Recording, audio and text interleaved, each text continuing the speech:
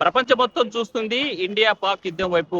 భారత్ చేపట్టినటువంటి సింధూర్ ఆపరేషన్ 2 ప్రధానంగా కొనసాగుతుంది. నిన్నటి రోజున అర్ధరాత్రిన ఒక్కసారిగా భారత్ పాకిస్తాన్ మీద దాడి చేసింది. పాకిస్తాన్ చేసేటువంటి కవ్వింపు చర్యలను ఎప్పటికప్పుడు ఆర్మీ సైన్యం తిప్పికొడుతుంది. దేశం మొత్తం గర్వించదగ్గ పాక్ సమాధానం చెప్పాల్సిందే. ఎటువంటి పరిస్థితుల్లో తగ్గేదే లేదు అని ఆర్మీ ఒకవైపు విరుచుకుపడుతుంటే మరోవైపు దేశం మొత్తం ఆర్మీ వెంట నిలబడింది. మనతో మాట్లాడడానికి ఎక్స్ ఆర్మీకి సంబంధించినటువంటి ఉద్యోగులు ఉన్నారు. సార్ చెప్పండి, ఈ రోజు దేశంలో జరుగుతున్న యుద్ధాన్ని ఎట్లా చూడాలి?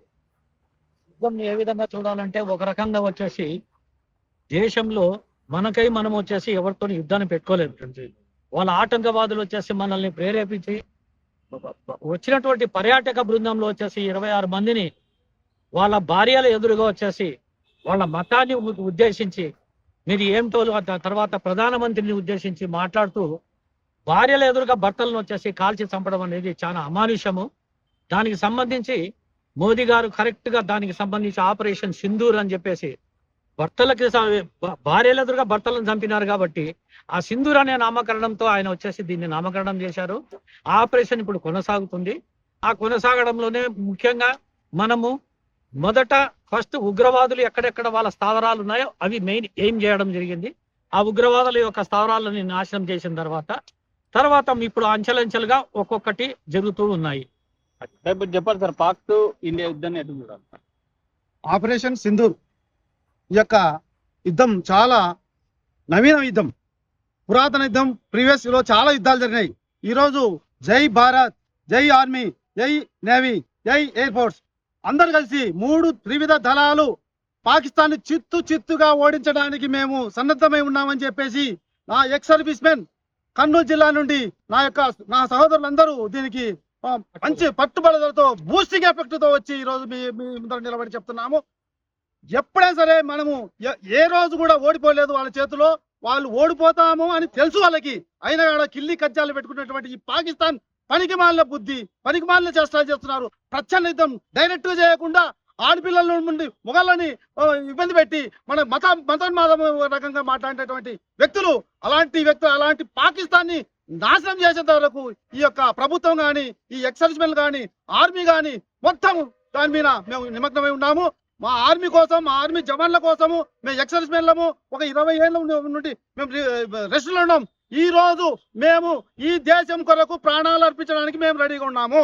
మేము పోయినా పర్వాలేదు, నా జవాన్ల కోసం, మేము మా కొడుకుల కోసం, నా తమ్ముళ్ళ కోసం మేము ఈ రోజు ఉన్నామని చెప్పేసి ముక్త కంఠంతో కర్నూలు జిల్లా నుండి నా యొక్క సైనిక్ వెల్ఫేర్ ఆఫీసర్ నుండి అందరి నుండి మేము మీకు తెలియజేయడం జరిగింది. జై భారత్. మరి ముఖ్యంగా పర్యాటక శాఖ మన భారతదేశంలో నరేంద్ర మోడీ గారి ప్రభుత్వం వచ్చిన తర్వాత ఎంతో ఆర్టికల్ 379 ఎత్తేసిన తర్వాత కాశ్మీర్ లో ఒక స్వేచ్ఛగా వాయువులు పీల్చుకునే ఒక స్థాయి ఉండేది. ఆ స్థాయి నుంచి మళ్ళీ ఈ ఆటంకవాదులు, వేర్పాటువాదులు కుల మత విభేదాలు సృష్టిస్తూ మన లౌకికవాద కంట్రీలో మత విద్వేషాలు రెచ్చగొట్టి పాకిస్తాన్ ఈ దుశ్చర్యలకు పాల్పడంతో అక్కడ చాలా మంది పర్యాటకులు పోకుండా ఉండి వాళ్ళని దెబ్బ కొట్టడం కోసం ఎంతో ప్రయత్నాలు చేసి పాక్ ఆర్మీనే ఇది ఉసిగొల్పి మిలిటెంట్లను ఇండియా మీదకి పంపించడం జరిగింది. యాజ్ ఏ యంగర్ గా మేము రిటైర్డ్ అయి 4 సంవత్సరాలు అయింది.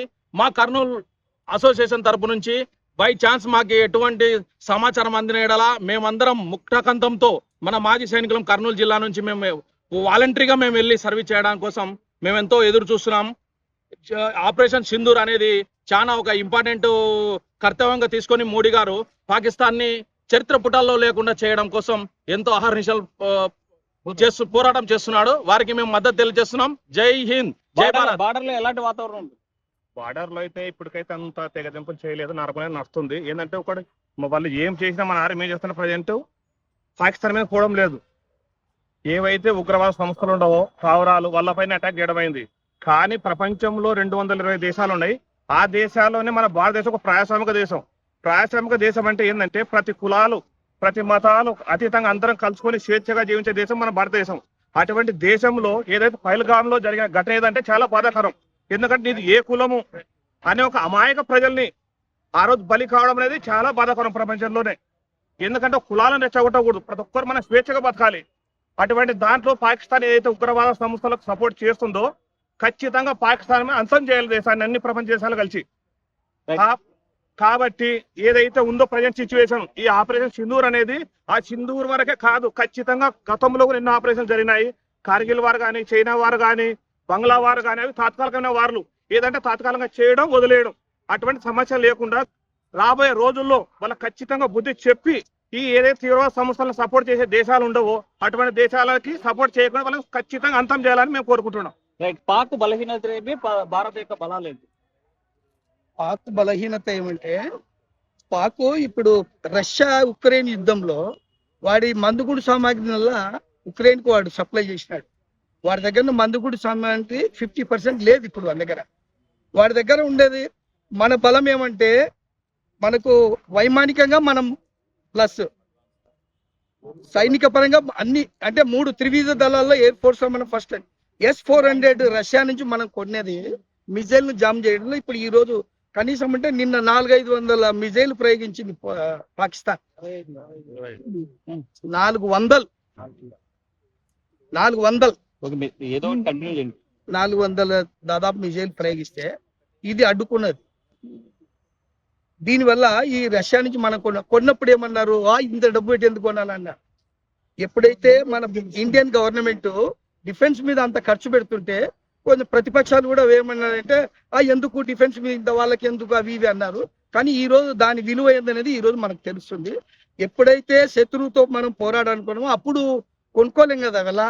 కనుక యుద్ధ సామాగ్రిని కానీ మనం ఇప్పుడు ఫైటర్ జెట్లు 16-17 వాళ్ళ ఫైటర్ జెట్లు అనుకో కూల్చింది మన S-400. మన దగ్గర అదే లేకుంటే ఇప్పుడు మనకి ఇజ్రాయెల్ మంచి సపోర్ట్ గా వస్తుంది. ప్రపంచ దేశాలన్నీ ఏమంటుండే, పాకిస్తాన్ వల్ల ఉగ్రవాదులను చంపేయండి ఇండియా అని ఇండియాకి సపోర్ట్ చేస్తుంది. ఎక్సెప్ట్ ఒక 3-4 కంట్రీస్, టర్కీ అనుకో, కోడు, చైనా వాడు. ఇప్పుడు మన దగ్గర ఆయుధ బలం దండిగా ఉంది. కానీ ఒక్కటి ఏమంటే వాడి దగ్గర అణుబాంబులు ఉంటాయి. గోరి అవి కొన్ని ఉన్నాయి. 170 ఉన్నాయి వాళ్ళ దగ్గర, 174 మన దగ్గర కూడా ఉన్నాయి. కానీ వాడు మూర్ఖుడు, పిచ్చం చేతులు రాయి ఉన్నట్టు వాడు బడగిన ప్రయోగిస్తాడు. కానీ మన ప్రజాస్వామిక 140 కోట్ల జనాభా ఉన్న దేశం కాబట్టి మనం కొంచెం ఆలోచన చేస్తాం. మన భారతదేశంలో ముస్లిం కానీ కాశ్మీర్ మాది అంటున్నాడు. కాశ్మీర్ మాది, అది కాశ్మీర్ మాదాన్ని వాడేవాడు మాదని. కనుక మేము ఏమంటాం, మేము కాశ్మీర్ ఆక్రమించుకోవాలని చూస్తున్నాం. రైట్. మీరు చెప్పండి, ఈ రోజు మురళీ నాయక్ అమరత్వం దేశం కోసం ప్రాణాలు ఇచ్చిన సైనికునికి ఫస్ట్ షెడ్యూల్. మురళీ నాయక్ దేశం కోసం త్యాగమైన చేస్తానని వాళ్ళ తల్లిదండ్రుల స్టేట్మెంట్ కూడా చూసినాం నిన్న. దేశం కోసం త్యాగం చేస్తాను, పోలీసు ఉద్యోగం వచ్చినా కానీ వదిలి దేశం కోసము ఆర్మీలో వెళ్ళాడు. దేశం కోసం అతను ప్రాణాన్ని అర్పించినాడు. అతనికి ఫస్ట్ సెల్యూట్. అటువంటి సైనికులు ఎంతమందో ఈరోజు పొందుతారు.